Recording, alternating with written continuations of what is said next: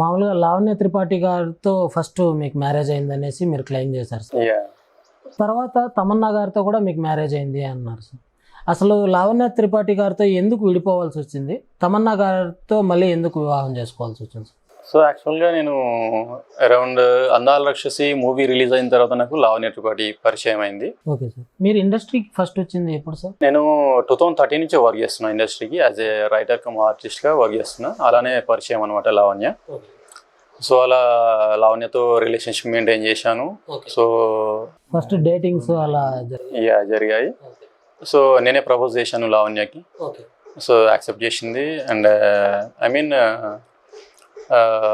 సీక్రెట్గా మ్యారేజ్ చేసుకున్నాం అనమాట, నేను లావణ్య ఇద్దరం. అండ్ ఆ తర్వాత రిజిస్టర్ కూడా చేయించాను, రిజిస్టర్ ఆఫీస్లో రిజిస్టర్ చేయించాను. సో ఇట్లానే నాకు లావణ్యకి ఆల్మోస్ట్ ఒక 1 year 1.5 year మంచి రిలేషన్షిప్ ఉందన్నమాట. ఎక్కడ ఉన్నారు సార్ మామూలుగా, ఎక్కడ స్టే చేసేవాళ్ళు సార్? మా ఇంట్లోనే ఉండేవాళ్ళు. మీ ఇంట్లో? ఓకే. సో అంటే ఈ విషయం వాళ్ళ లావణ్య వాళ్ళ పేరెంట్స్కి తెలియదు. ఓకే. సీక్రెట్గా మ్యారేజ్ చేసుకున్నాం కాబట్టి. ఎందుకు చెప్పలేదు సార్ వాళ్ళ పేరెంట్స్కి? అంటే ఇక వాళ్ళు ఒప్పుకోలే అనమాట. అప్పట్లో కొంచెం కొన్ని ఇష్యూస్ కూడా అయినాయి అనమాట. సో ఇక లవ్ మ్యారేజ్ అంటే లవ్ ఈజ్ బ్లైండ్ అనుకున్నారా అట్లా? అదే లవ్ మ్యారేజ్ అంటే కొన్ని ఇష్యూస్ అవుతాయి కదా, సో పేరెంట్స్ నుంచి. సో ఇక ఇంట్లో తెలియకుండా మ్యారేజ్ చేసుకోవడం జరిగింది. సో ఆ తర్వాత ఎందుకు లావణ్యతో విడిపోవడం జరిగింది అంటే, ఫిల్మ్ ఇండస్ట్రీలో ఎలా ఉంటారో తెలుసు కదా, మామూలుగా యాక్ట్రెస్ మామూలుగా కొంతమందితో అఫైర్స్ ఉన్నాయన్నమాట లావణ్యకి. సో అందువల్ల నాతో టైం స్పెండ్ చేయడం తగ్గించేసింది. సో నవీన్ చంద్ర ఉన్నాడు కదా, హీరో నవీన్ చంద్ర. సో హీరో నవీన్ చంద్రకి లావణ్యకి ఎఫ్ఐఆర్ ఉంది. అండ్ కమెడియన్ అజయ్ ఉన్నాడు కదా, సో అజయ్కి లావణ్యకి. కమెడియన్ అజయ్ విలన్ కొన్ని అంటే కొన్ని మూవీస్లో కామెడీ సీన్స్ చేస్తాడు. సో కొన్ని మూవీస్లో విలన్ క్యారెక్టర్ ఇస్తాడు. సో ఆ విలన్ అజయ్ అండ్ లావణ్యకి సమ్ ఎఫ్ఐఆర్ ఉందన్నమాట. అండ్ కార్తీక్ సింగర్ ఉన్నాడు కదా, సో సింగర్ కార్తీక్తో లావణ్యకి కూడా సమ్ ఎఫ్ఐఆర్స్ ఉన్నాయన్నమాట. మీరు పెళ్లి చేసుకున్న తర్వాత తెలిసిందా సార్? పెళ్లి చేసుకున్న తర్వాత తెలిసిందా, లేదంటే ఎక్కడైనా కొన్ని వెబ్సైట్లో చదివి చెప్తున్నారు? లేదు, నాకు తెలుసు. అంటే ఎవరెవరితో మూవ్ అవుతుందో నాకు తెలుస్తుంది కదా. సో అలా సో ఇల్లీగల్ అఫైర్స్ అనేవి పెట్టుకోవడం జరిగింది లావణ్య. సో అందువల్ల నేను లావణ్యతో డివోర్స్ చేసుకోవడం జరిగింది. ప్రూఫ్స్ ఉన్నాయా సార్ ఏమైనా?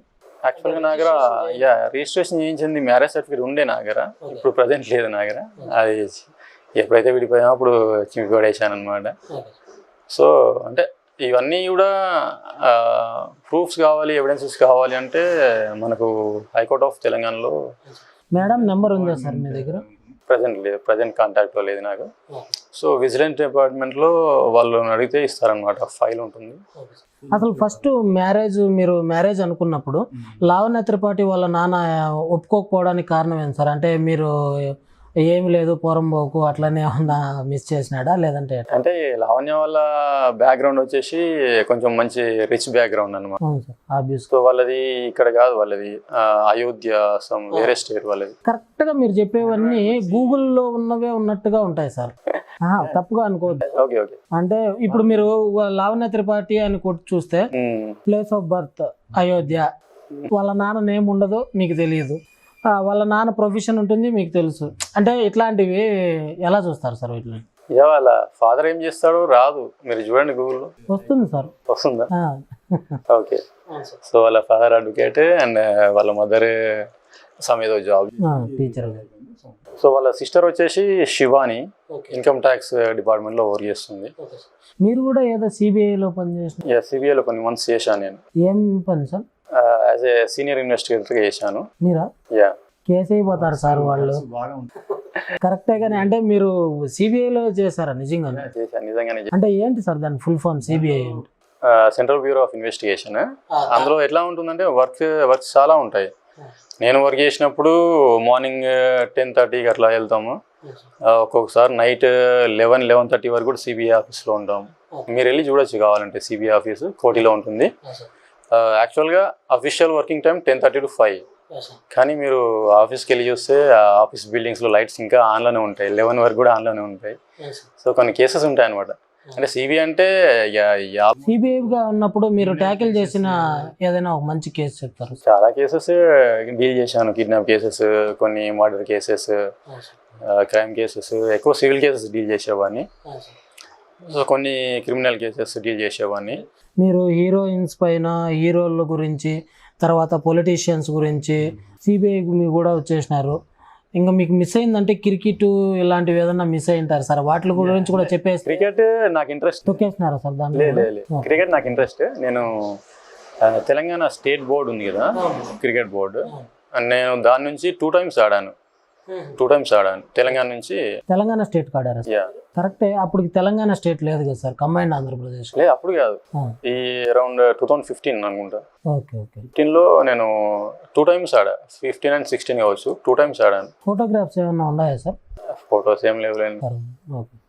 అంటే నాకు క్రికెట్ ఇంట్రెస్టే ఉండేది అనమాట గేమ్స్లో. సో నేను క్రికెట్ ఆడేవాడిని. నాకు టచ్లో ఉన్నారు కొంతమంది క్రికెటర్స్ కూడా. టచ్లో ఎవరెవరు సార్? నేమ్స్ రవి అనే సంథింగ్ ఉంటాడు, ఒక క్రికెటర్ సంథింగ్. కొంతమంది ఉన్నారు. అంటే ఎవరైనా పెద్దవాళ్ళు, అంటే ఫేమ్ వాళ్ళంటే నాకు అప్పట్లో ధోని పరిచయం ఉండే అనమాట. ధోనితో మామూలుగా కలవలేదు డైరెక్ట్, కాకపోతే ఫోన్లో మాట్లాడేవాడిని. ఏ ధోని సార్? క్రికెటర్ ధోని, మహేంద్ర సింగ్ ధోని. పొరపాటున ఉన్నా మీ ఊర్లో ధోని ఉన్నాడు. మహేంద్ర సింగ్ ధోనినే కదా సార్, ఇండియా క్యాప్టెన్. అవును. ఓకే. సో అంటే క్రికెటర్స్ వాళ్ళు ఎట్లా ఉంటాయంటే ఎవ్రీ మూమెంట్ కాన్ఫిడెన్షియల్గా ఉంటుంది వాళ్ళది. నాకు ఫోన్ చేసి మాట్లాడినా కూడా అతనికి ఎందుకు కాల్ చేసావు అని చెప్పేసి వాళ్ళు ఎంక్వైరీ చేస్తారు. Cricket board, Indian cricket board enquiry చేస్తుంది.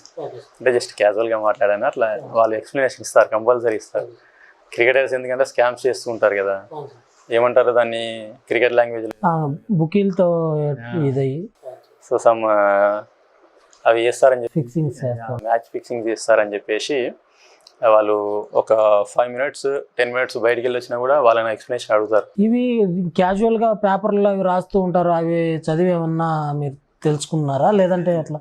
నేను మామూలుగా ఫోన్లో మాట్లాడినప్పుడు కూడా వాళ్ళు ఎంక్వైరీ చేసేవాళ్ళు అనమాట. నువ్వెవరు, ఏం చేస్తావు అని చెప్పి. నేను ఫిల్మ్ ఇండస్ట్రీలో వర్క్ చేస్తాను, సో ఇలా ధోని ఫ్యాన్ అని చెప్పేసి చెప్పేవాడిని అనమాట. ధోని ఫ్యానా? ధోనికి బాగా సంబంధం అసలు? ధోని ఫ్యాన్ నేను, అంతే. సో అలా మాట్లాడదామని చెప్పేసి కాల్ చేసి మాట్లాడేవాడిని. ఇంకా ఎవరైనా సార్? లేదు, అంటే కోహ్లీతో, అనుష్క శర్మతో? లేదు. Welcome to ethic TV channel. Please do subscribe ethic TV channel. Like the videos, share the videos, and